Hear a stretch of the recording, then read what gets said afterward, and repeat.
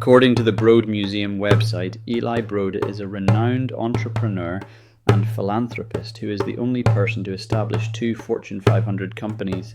It also boasts that the Brody, founded in 2015, is a gift to the city of Los Angeles, dedicated to making contemporary art accessible to the widest possible audience. Just between you and the little bird on the fence, I don't see much effort in bringing local Los Angeles genius to the plate. The nickname cheese grater facade belies the innards, shall we say. I must confess that several recent shows have knocked my socks off, so that's saying something, yes indeed. The plight of the Choctaw Nation and other indigenous tribes is a nightmare from which we are still trying to escape. Jeffrey Gibson, who is navigating these waters, brings fresh alternative thoughts to this dream. Tying the title of this exhibit to a concrete poem, part 3 of the Lakota poet Laeli Long Soldier's entire poem, Hey Sapa. We see it on the wall as we enter the exhibit. Because I don't need to question. Born in us, 2 of everything, as in each born to our own crown, the highest part of the natural head, and each born to our own crown, a single power, our distinction. But I'm dragging myself, the other me, every strand up to the surface. I remember very little, so I plunge my ear into the hollow of a black horn, listen to it speak. Not one word sounds as before. Circuitous, this I know. Gibson weaves a new mesh of colour motifs resembling both modernist hard-edge painting and traditional indigenous patterns in his painting, sculpture and film. He is aware of the meanings of traditional symbols, often referring to the original flowering plants and cosmological elements, having spent time as a research assistant on the Native American Graves Protection and Repatriation Act for the Field Museum.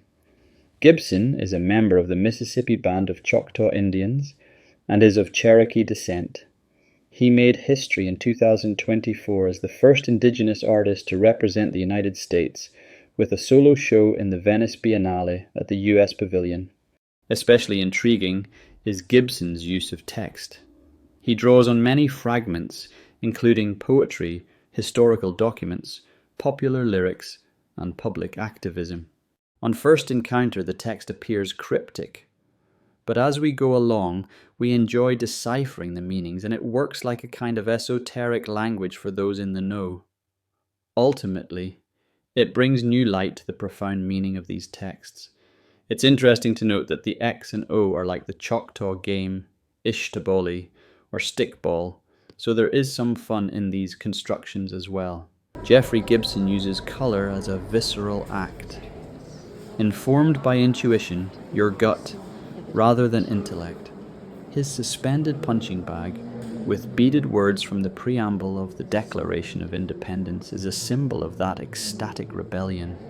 He says in an interview, I see people trying to knock the hope out of us, and I see people who are trying to maintain our civility and our emotional intelligence to remain humane towards each other.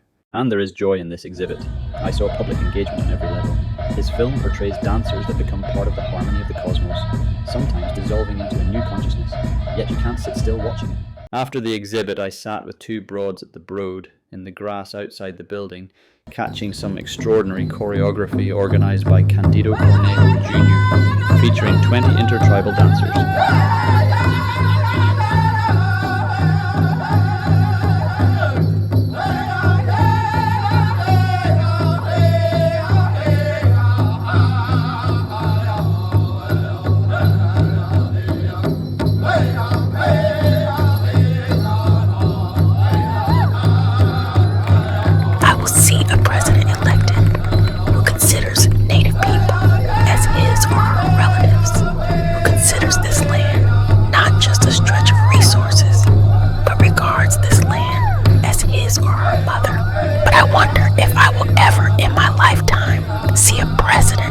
Understands hair as being connected to knowledge. That knowledge is connected to water, a river.